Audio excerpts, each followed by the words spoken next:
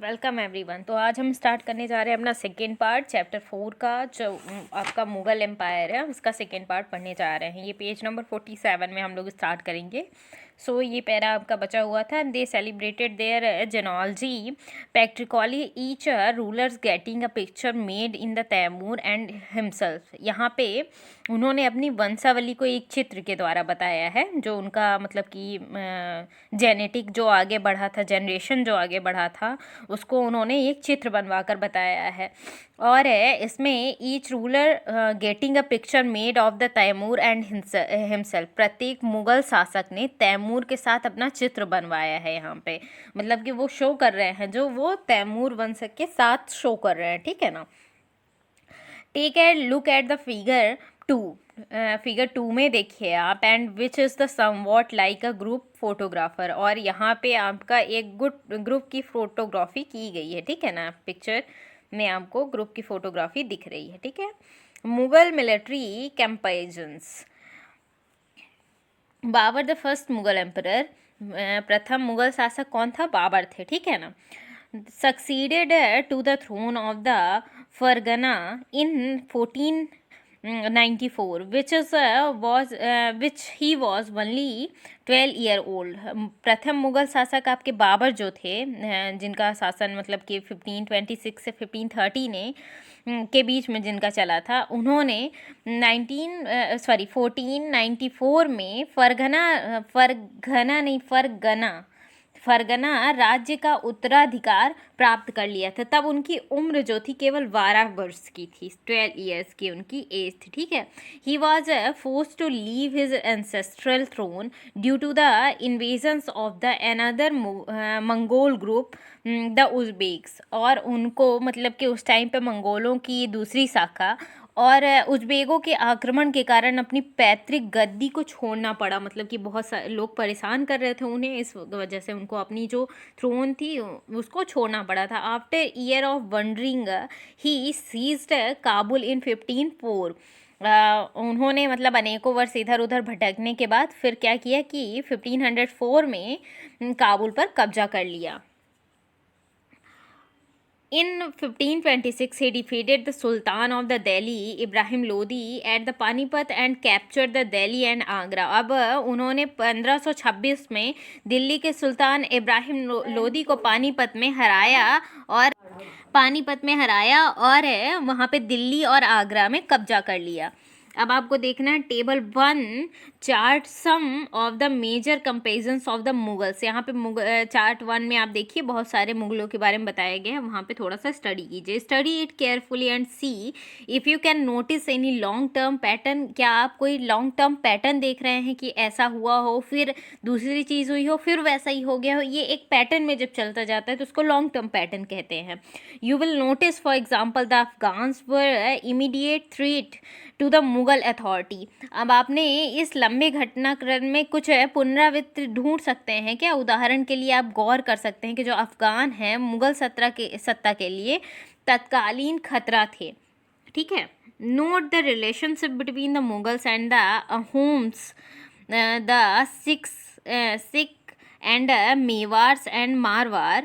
आप इनका रिलेशनशिप देखिए, किसका? सिख का, मारवाड़ का, मेवाड़ का, इन सब का रिलेशनशिप देखिए। And how was the Humayun's relationship with the Safavid Irans and different from Akbar's. जो आपके सफाविद ईरान थे उनका और हुमायूं का संबंध कैसा था? ईरान से जो अकबर और हुमायूं का संबंध कैसा था, और इनके बीच में जो भी दिक्कतें थी उनको भी आप, ये टेबल है आपकी कंप्लीट हो रही है। अब हम देखेंगे कि यहाँ पे ये मैप है, जो मतलब उनके राजपाट, मालवा कहाँ पे, दिल्ली, पानीपत, अजमेर, चित्तौड़, ये सब कुछ आप देख सकते हैं। इलाहाबाद, पटना, सारी चीज़ें आपको अच्छे से दिख रही हैं। मुगल ट्रेडिशंस ऑफ सक्सेशंस, उत्तराधिकार की मुगल परंपराएं जो थी उसको हम देखेंगे, क्योंकि मुगल की थोड़े से अलग, थोड़ा डिफरेंट उनका जो रहने का जो तरीका था, आगे जो उनका विषयवार जो बढ़ता था उसका भी एक अलग तरीका था। मुगल क्या करते थे कि वो जो अपना उत्तराधिकार मानते थे, वो ऐसा नहीं होता था कि जैसे यहाँ पे सबसे बड़ा बेटा हो गया तो उसको स्टार्टिंग में सारी चीज़ें प्रोवाइड कर दी जाएं, ऐसा वो नहीं करते थे। वो इसके जस्ट अपोजिट अपने जो मुग़ल और तैमूर के जो वंशज की प्रथाएं थी उसके अकॉर्डिंग करते थे वो, मतलब कि तैमूर वंशज जो जिस तरह से किया करते थे उसी को ये जस्ट कॉपी करके और आगे इंक्लूड करते गए अपने जो भी उनके सिस्टम थे उसमें। The Mughal did not believes in the rule of the primogeniture where the eldest son inhabited his father's state. जो मुगल थे वो ज्येष्ठाधिकार के नियमों पर विश्वास नहीं करते थे, जिसमें ज्येष्ठ पुत्र जो है अपने पिता का राज्य का उत्तराधिकारी होता था। Instead they follow the Mughals and the Taimur custom for the compulsory inheritance or the divisions of the inheritance amongst the all sons। इसके विपरीत वो उत्तराधिकार का जो सहदायत था उसको मुगल और तैमूर के वंशज की प्रथा को ही अपनाते थे, जिसमें उत्तराधिकार का विभाजन समस्त पुत्रों में बराबर बराबर कर दिया जाता था। Table 1 and note, look the table 1 and note the evidence of the rebellions by the Mughal princess, which do you think the fairer divisions of inheritance? आप किसको मतलब कि फेलियर सही डिसीज़न मानते हैं? सही कौन सा था? आप कौन सा मानते हैं कि जो ज्येष्ठ था वो सही है, या सहदायत का मतलब कि बड़े बेटे को मिलना चाहिए, सबको बराबर बराबर मिलना चाहिए, कौन सा सही था ये आप लोग बताइए। Okay. The Mughals relation with the other rulers के साथ, मतलब कि अन्य जो शासक थे उनके साथ मुगल्स का कैसा रिलेशन था ये देखते हैं, मतलब कि उनके साथ ये कैसा व्यवहार करते थे, उनकी हेल्प करते थे या नहीं करते थे मुगल लोग, ये देखते हैं। ओके। अब थोड़ा सा साइड में ये एक पैरा है उसको देख लेते हैं। मुगल का जो मैरिज है विद द राजपूत्स, जहांगीर की माँ कछवा की राजकुमारी थी, ठीक है। तो कछवा की राजकुमारी जहांगीर की माँ थी, वह अंबर वर्तमान में जो जयपुर के राजपूत शासक की पुत्री थी, ठीक है, राजपूत शासक हैं। अब क्या हुआ कि शाहजहां की माँ एक राठौर राजकुमारी थी, वह मारवाड़ के राजपूत शासक की पुत्री थी। तो देखिए यहाँ पे मुगल और राजपूतों में रिलेशनशिप तो ठीक है। Take a look at the table 1 once again. आप फिर से टेबल 1 को देखिए and you will notice that the Mughal ruler campaigned constantly against the ruler who refuse to accept their authority. देखिए मुगलों ने क्या किया कि उन शासकों के विरुद्ध हमेशा अभियान शुरू करके रखते थे वो, जो उनकी राज सत्ता को स्वीकार नहीं करते, जिनको वो इनकार करते रहते थे, उनके खिलाफ वो अभियान जारी रखते थे। But as the Mughal became the powerful, many others rulers also joined them voluntarily। देखिए क्या होता था कि जब मुग़ल शक्तिशाली हो गए तो वो अन्य कई शासकों की स्वेच्छा से उनकी सत्ता स्वीकार कर ली, मतलब कि जो दूसरे शासक थे उन्होंने उनकी मुग़ल की सत्ता को स्वीकार कर लिया, उनको मतलब कि अपना हेड मान लिया, ऐसा जो अदर थे उन्होंने ऐसा कर लिया। But the Rajputs are good example of this, और राजपूत एक इसका अच्छा उदाहरण है। Many of them married their daughters into the Mughal families and receives high position, but many restricted as well. देखिए बहुत सारे लोग राजपूतों ने इसका अच्छा वो किया, मतलब फेवर किया मुगलों का, और वहाँ पे उनकी बहुत सारी मैरिजेस हुई और जिसके कारण उनको बहुत उच्च पदों पर पदस्थ किया गया। परंतु इसमें कई ने विरोध भी किया। कैसे विरोध किया? पेज नंबर 51 में देखते हैं। Okay. The Sisodia Rajput of the Mewar refused to accept the Mughal authority for a long time। Mewar के जो सिसोदिया राजपूत थे वो लंबे समय तक मुगल की सत्ता स्वीकार करने से इनकार करते रहे। Once defeated, however, they were honorably treated by the Mughals, और जब वो हारे तो मुगल ने उन्हें सम्मान दिया, मतलब मुगलों ने जब वो राजपूत लोग हार गए तो भी मुगल ने उनको सम्मान दिया। एंड क्या किया उनको, गिवन देयर लैंड्स, उनका जो लैंड है उसको वापस कर दिया। बैक द असाइनमेंट, वतन जागीर जो भी उनकी थी सब कुछ उनको वापस कर दिया। The careful balance between the defeating but not humiliating their opponents enable the Mughal to extend their influence over many kings and chieftains। क्या हुआ कि अपमानित ना करना, किसी को हरा देना फिर भी अपमानित ना करना, इन दोनों के बीच में संतुलन बनाए रखने के कारण उनका बहुत मूल्यों का एक शासन और जो कहते हैं उनका प्रभाव और भी बढ़ गया, सरदारों के बीच अच्छा प्रभाव हो गया उनका। But it was difficult to keep this balance all time, और ये लेकिन ये बहुत डिफ़िकल्ट रहा हर टाइम इस बैलेंस को करके रखना। Look at the table 1 again, फिर से टेबल 1 को देखिए। Not that the Aurangzeb insulted Shivaji when he was except the Mughal authority, जब मुगल सत्ता को शिवाजी ने स्वीकार कर लिया तो वो औरंगजेब ने उनका अपमान कर दिया। इसका क्या रिजल्ट हुआ था ये आपको देखना है। ओके,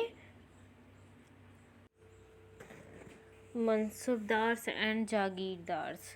अब देखते हैं मनसबदार और जागीरदार कौन होते थे इस समय पे। As the empire expanded the encompass different regions, the Mughals recruited diverse bodies of the people. देखिए क्या हुआ कि जैसे जैसे साम्राज्य में विभिन्न क्षेत्र सम्मिलित होते गए वैसे वैसे मुगलों के तरह तरह के सामाजिक समूहों के सदस्य को प्रशासन में नियुक्त करना आरंभ कर दिया। People from the small nucleus of the Turkish, मतलब कि आपका जो तुर्की था उसमें से शुरू शुरू में ज़्यादातर लोगों को सरदार और तुर्की के लोगों को, including Iran's, Indian Muslim, Afghans, Rajput, Maratha and the others group, बहुत सारे ग्रुपों के लोग जैसे राजपूत, मराठा, अफगान ये सब कुछ शामिल हो गए। Those who join the Mughal service were enrolled as the mansabdar, और जिसने भी मुगल सर्विस में इनरोल किया, सेवा में आने वाले जो भी नौकर साथ थे उनको मनसबदार कहा जाता था। ठीक है, मतलब सिंपल सी बात है, अगर मुगल सेवा में कोई भी नौकरी कर रहा है तो उसको मनसबदार कहते थे। वो चाहे मतलब कि पहले किसी और के राजपूत हो, अफगान हो, मुगल ना हो, मुसलमान हो, मराठा हो, कोई भी हो, उसको मनसबदार ही कहा जाता था। The term mansabdar refers an individual who holds an mansab meaning a position और अ रैंक। मनसबदार उस व्यक्ति को कहा जाता था जिसने मनसब यानी कि कोई भी हैसियत अथवा पद मिलता था, कोई पोजीशन उसको मिलती थी। जैसे कि ये बैंक में आप देखिए, बैंक में बैंक मैनेजर की पोजीशन, तो उस तरह से उसको मनसब कहा जाता था। ठीक है, अब इसके बाद it was a grading system using the Mughals to fix a rank of the rank, salary and the military responsibility, जिसके तहत मतलब कि बहुत सारी मुगलों द्वारा श्रेणी चलाई गई थी जिसके जरिए पद, वेतन और उत्तरदायित्व भी निर्धारित किए जाते थे। Rank and salary were determined by the numerical value called the Jat, और रैंक और सैलरी मतलब कि पद और वेतन निर्धारण किया जाता था जात की संख्या पर, जात। ठीक है, the higher the जात the more is prestigious was the noble's positions in the court and the larger his salary। जिसकी जितनी अच्छी जाति होती थी, जात की संख्या जितनी ज़्यादा होती थी, दरबार में उसकी प्रतिष्ठा उतनी ही बढ़ जाती थी और उसका वेतन भी उतना ही ज़्यादा रहता था। The mansabdars military responsibility required to him to maintain a specified number of the sawar और कैवलेरी मैन। ओके, जैसे कि जो सैन्य व्यवस्था होती थी, सैन्य व्यवस्था को उत्तरदायित्व जो है मनसबदारों को ही सौंपा जाता था और उसके अनुसार घुड़सवार भी उन्हें रखने पड़ते थे। The mansabdar brought his cavalry man and for his review got them registered those horses branded and them received the money to पे ही सैलरी। और इसके अकॉर्डिंग मतलब वो लेकर आते थे अपने जो भी उनका घोड़ा होता था उसको लेकर आते थे और उसका परीक्षण करवाते थे उन्हें, मतलब कि पंजीकृत करवाते थे और इसकी कार्यवाही के बाद ही उन्हें सैनिकों को वेतन देने के लिए धन मिलता था।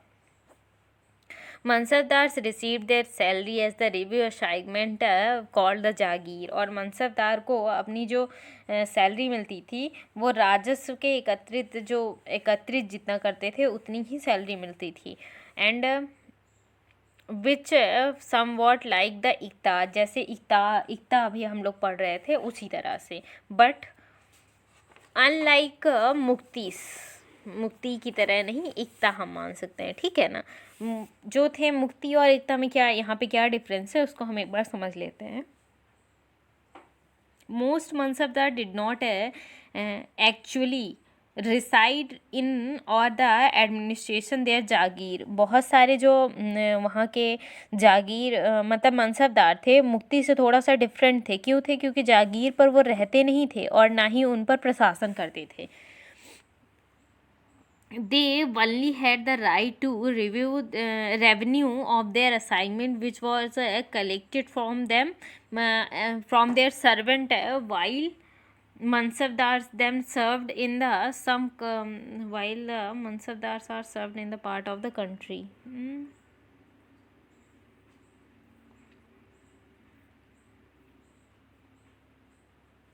देखिए क्या होता था, उनके पास अपनी जागीर के केवल राजस्व एकत्रित करने का ही अधिकार था। जो मनसब थे उनको सिर्फ अपने जागीर का राजस्व मतलब कि जो धन था उसको इकट्ठा करने का अधिकार था। ये जो उनका धन था उनके लिए उनके नौकर को लिए एकत्रित करते थे, जबकि वे स्वयं देश के अन्य भागों में सेवा करते थे, दूसरे भाग में जाके वो सेवा करते थे, ठीक है ना। अब क्या हुआ इसके बाद,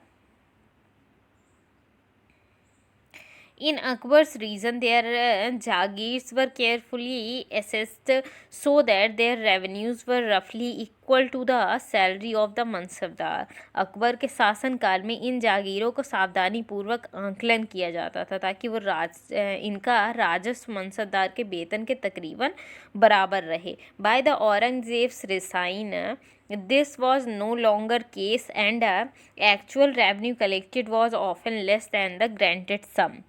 और जब इनका औरंगजेब की शासनकाल तक पहुँचते पहुँचते बहुत चेंजेस आ गए थे इसमें। अब जो प्राप्त राजस्व जो होता था वो मनसबदार के वेतन से बहुत कम होता था। And which meant a long wait before they received a jagir, और उनको बहुत वेट करना पड़ता था अपनी जागीर को प्राप्त करने के लिए। These and other facts created a storage in the number of jagirs. और ये मतलब कि उनको बहुत सारा टाइम लगता था अपना कलेक्ट करने में। As a result, the many जागीरदार्स tried to extract as much revenue as possible while they had a जागीर। जो मतलब कि जो जागीरदार थे वो अपने जागीर से ज़्यादा रेवेन्यू लेना चाहते थे, मतलब ज़्यादा से ज़्यादा कर वसूलना चाहते, जिससे उनको प्रॉफिट हो सके, क्योंकि उनकी सैलरी वगैरह बहुत लेट मिलती थी। Aurangzeb was unable to control this development in the last year of the reasons and the peasantry therefore suffered tremendously। और इसमें औरंगजेब जो हैं वो लास्ट टाइम पे नियंत्रण करने में ठीक नहीं रह पाए, उन्होंने अंतिम वर्षों पे अच्छे से नियंत्रण नहीं रखा, जिसके कारण बहुत सारे किसानों को अत्यधिक मुश्किलों का सामना करना पड़ा था। जब्त एंड जमींदार। जब्त और जामींदार क्या होते थे ये देखते हैं हम। The main source of the income available to the Mughal rulers was tax on produce of the peasantry। मुगलों की आमदनी का प्रमुख साधन जो था वो किसानों की उपज से मिलने वाला जो लगान था वही था। In the most places the peasants paid taxes through the ruler elite and that is a headman or the local chieftains। और अधिकतर स्थानों पे जो किसान ग्रामीण कुलीनों यानी कि जो मुखिया या स्थानीय जो सरदार के माध्यम से राजस्व को देते थे, मतलब कि जो उनका कर होता था वो वहीं के स्थानीय आप देख सकते हैं ये पिक्चर में भी दिख रहा है कि ये मार मार के उनसे कर ले रहे हैं, ये कितने दुबले पतले हो गए हैं, वहाँ पे वो राजस्व दे रहे हैं वहाँ एक पोटली में बंद। तो इस तरह से आप देख सकते हैं कि कैसे वो राजस्व को वसूला करते थे। एक डंडा लेकर भी आए हैं ये। The Mughals use the term zamindar to describe all intermediaries where whether they were local headmen of the village or the powerful chieftains, चाहे वह स्थानीय ग्राम के मुखिया हों या फिर शक्तिशाली सरदार हों। मुगल एक ही शब्द, मतलब मुगल में एक ही शब्द था, उनको जमींदार का ही प्रयोग करते थे सब। Akbar's revenue minister Todermal carried out the carefully survey of the crops yield price and the area cultivated for the 10-year period and 1570-1580। Akbar के जो राजस्व मंत्री थे टोडरमल ने 10 साल में 1570 से 1580 की कला जो बीच की जो टाइम था, जिसका बीच का टाइम था, उसमें कृषि की पैदावार, कीमतों और कृषि भूमि का सावधानी पूर्वक निरीक्षण किया, सर्वेक्षण किया उन्होंने, ठीक है ना। Each province was divided into the revenue circle with its own schedule of the revenue rates for the individual crops. क्या हुआ कि इन आंकड़े जो थे, इनको आंकड़ों के आधार पर प्रत्येक फसल पर नगद रुपए का कर और जो राजस्व है वो सब निश्चित कर दिया गया। हर क्रॉप पे उन्होंने डिसाइड कर दिया कि इतना इसमें देना पड़ेगा। This revenue system was known as the zabt, और इसी रेवेन्यू सिस्टम को जब्त कहा जाता है। मतलब कि जब्त किसको कहते हैं? अकबर के राजस्व मंत्री टोडरमल जब आए, उन्होंने 10 साल की काल में उन्होंने एक नया सिस्टम लागू किया कि पैदावार, कीमत और कृषि की भूमि पर सर्वे करने के बाद उन्होंने जो नया टैक्स लगाया, वो उस तरह कैसा टैक्स था? हर क्रॉप पे उन्होंने टैक्स लगाया है। जब एक क्रॉप होगी, उसका जो सीजन होगा, हम कितने क्षेत्र में लगा रहे हैं, फिर इतना कर देना है। मतलब कि अगर वीट की क्रॉप लीजिए तो उसके लिए अलग टैक्स है। आप मतलब कि आपने रबी क्रॉप ली, खरीफ क्रॉप का अलग टैक्स, मतलब कि पैडी का अलग टैक्स होगा। तो इस तरह से उन्होंने नया एडमिनिस्ट्रेशन, नई रेवेन्यू सिस्टम लगाया, जिसको हम जब्त कहते हैं, ठीक है। जब्त अब क्लियर हो गया। It was prevalent in those areas where the Mughal administration could survey and की वेरी केयरफुली अकाउंटेंट्स। क्या हुआ कि इनके मतलब इन्होंने बांट तो दिया, ठीक है, ऐसा कर दिया। प्रत्येक सूबे को जो प्रांत मिलते हैं, जो राजस्व मंडलों में बांटा गया, और प्रत्येक को मतलब हर फसल के लिए राजस्व दर की अलग सूची बनाई गई, ठीक है। और इसको सिस्टम को जब्त कहा गया। लेकिन क्या होता है कि जब मतलब कि इस तरह से क्रॉप बाय क्रॉप वो लेने लगे, तो थोड़ा सा ज़्यादा किसान को ज़्यादा मुश्किल भी होने लगी कि हम इतना कर देते हैं। फिक्स तो है, क्योंकि पहले जो वो किसान जो थे वो दूसरे के हाथ में दे देते थे, कहाँ पहुंचता था, कितना नहीं पहुंचता था इनके पास एडमिनिस्ट्रेशन में, और उन लोग कैसे फिर पूरा व्यवस्था करें, इससे प्रॉब्लम आती थी। It was prevalent in those areas where the Mughals administration could survey the land and keep the very carefully accounts. This was not possible to province such Gujarat and Bengal। देखिए, ये सारी चीज़ें जो जब्त का ये आपका सिस्टम लागू किया गया रेवेन्यू का, उस व्यवस्था को प्रचलित तो थी, लेकिन जहाँ पर मुगल प्रशासनिक अधिकारी भूमि का निरीक्षण कर सकते थे और सावधानी पूर्वक इसका हिसाब ले सकते थे, वहीं पे ये अच्छे से लागू हो पाई थी। ऐसा निरीक्षण जो है वो गुजरात और आपके बंगाल में इन प्रांतों में संभव नहीं था, क्योंकि वहाँ पे लोग जा नहीं सकते थे, ठीक है ना। In some areas the zamindar exercised as the great deal of the power. कुछ क्षेत्रों में जमींदार इतने शक्तिशाली थे कि मुगल प्रशासनों के द्वारा शोषण किए जाने की स्थिति में विद्रोह कर देते थे वो। और sometimes the jamidar and the peasants of the same caste aligned in the rebelling against the Mughal authority, and these peasants revolt challenged the stability of the Mughal empire for the end of the 7th century। और क्या होता था कि कभी कभी एक जाति के जमींदार और किसान मुगल सत्ता के खिलाफ मिलकर विद्रोह कर देते थे, और 17वीं शताब्दी के आखिर में ऐसे ही किसान विद्रोह ने मुगल का स्थायित्व को चुनौती दे दी थी 17th सेंचुरी में, ठीक है ना। अब देखते हैं अकबरनामा और आईने अकबरी ये क्या है। देखिए, अकबर ने अपने करीबी मित्र और दरबारी अबुल फजल जो थे उनको आदेश दिया कि उनके शासनकाल का इतिहास लिखें वो। अबुल फजल ने इतिहास 3 जिल्दों में लिखा, मतलब 3 पार्ट में लिखा। उसका कैसा शीर्षक था जिसका अकबरनामा, मतलब कि उनका इतिहास किसमें लिखा गया था, अकबरनामा। पहला जिल्द में अकबर के पूर्वजों का बयान है, मतलब फर्स्ट पार्ट में अकबर के जो एंसेस्टर्स हैं उनका बयान है। दूसरे में अकबर के शासनकाल की घटनाएं हैं, मतलब कि अकबर का एडमिनिस्ट्रेशन है। और थर्ड पार्ट में अकबरी आईने आईने अकबरी है, तो मतलब कि इसमें जो अकबर के बारे में बताया गया है, इसमें अकबर के प्रशासन, घराने, सेना, राजस्व और साम्राज्य के भूगोल का ब्यौरा किया गया है। इसमें आपने समकालीन भारत के लोगों की परंपराएं और संस्कृत की भी विस्तृत वर्णन है। वहाँ पे आप देख सकते हैं कि उस टाइम पे कैसे लोग रहा करते थे।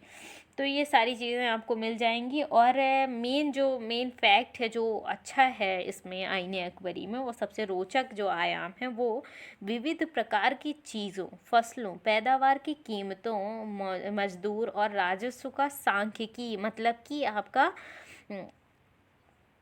उसको स्टैटिक स्टैटिक्स